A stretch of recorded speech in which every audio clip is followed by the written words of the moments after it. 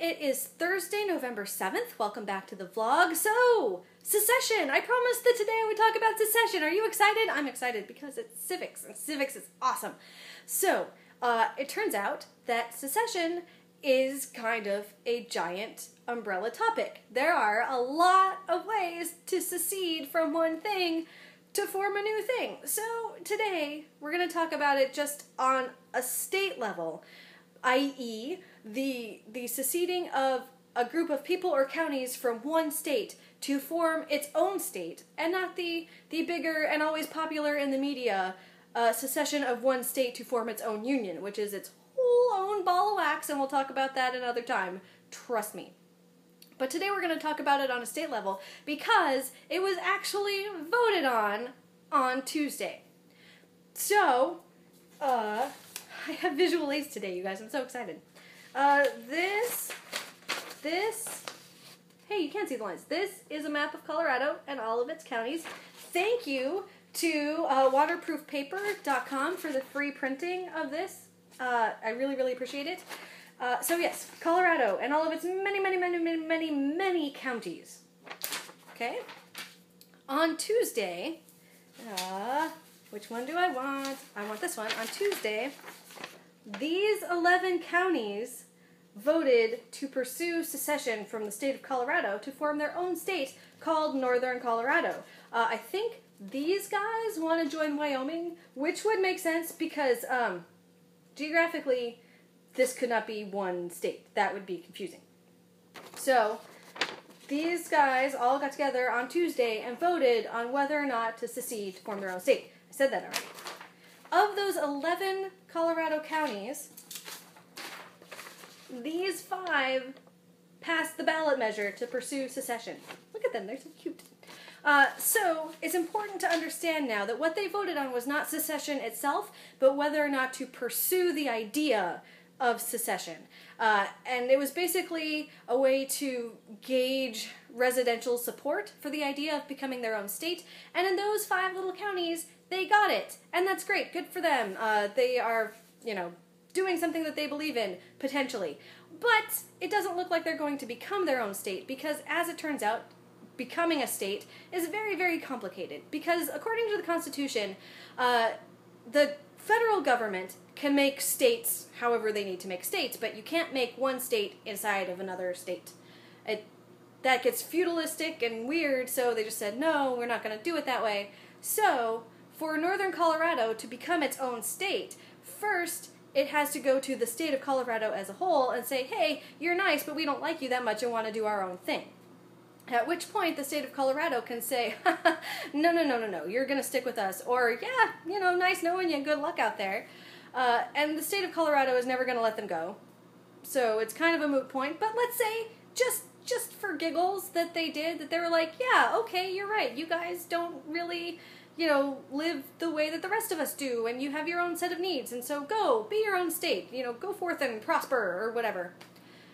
Then those 5 counties would have to go to the federal government and say, hey, we want to be our own little state, can you help us out?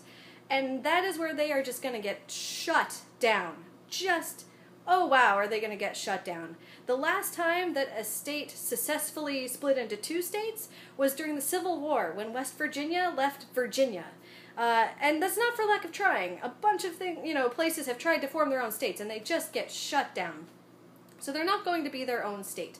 And there are probably a lot of reasons for this, but of course they all basically revolve around the ideas of money and power. Federal funding, should there be a 51st state, would get diluted to be able to give federal funding to the 51st state. So whatever your state gets now, cut a chunk of it out, because that's going to go to Northern Colorado. And then, representation-wise, all of our Congress people and senators would have to have just a little bit less power, because the 51st state would be sending people to Congress. And as we have seen recently and forever, Congress people don't so much like sharing their power. It's not something that they are wont to do. Further, to keep things balanced, even if the federal government was like, hey, we like the idea of a 51st state, they would say, probably, that no, we can't just add 1, we have to add 2. So if you guys can go find another group of people that want to be their own state and get it all approved up to our level, then maybe we'll consider it, so that way we're adding 4 senators and not 2, etc. So yeah, these 5 little counties are never going to be their own state. Well, not never, but just not right now. And that's probably for the best, because the cumulative population, hold on, I wrote this down, of these 5 counties is 29,088 people, according to the 2013 census. These 29,088 people, based on the reasons that they want to secede, are probably going to vote themselves a huge tax cut, which would mean that this tiny little state would not have very much money at all, even with federal assistance coming in.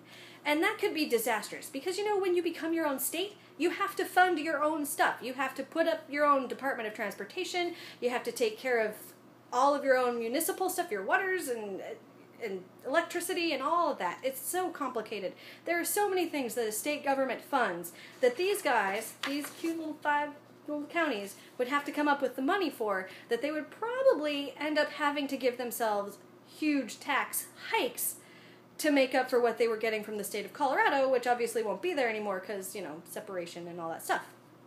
So for now, it looks like we will not be getting a 51st state. And that's probably for the best, at least as far as the residents of these little counties are concerned.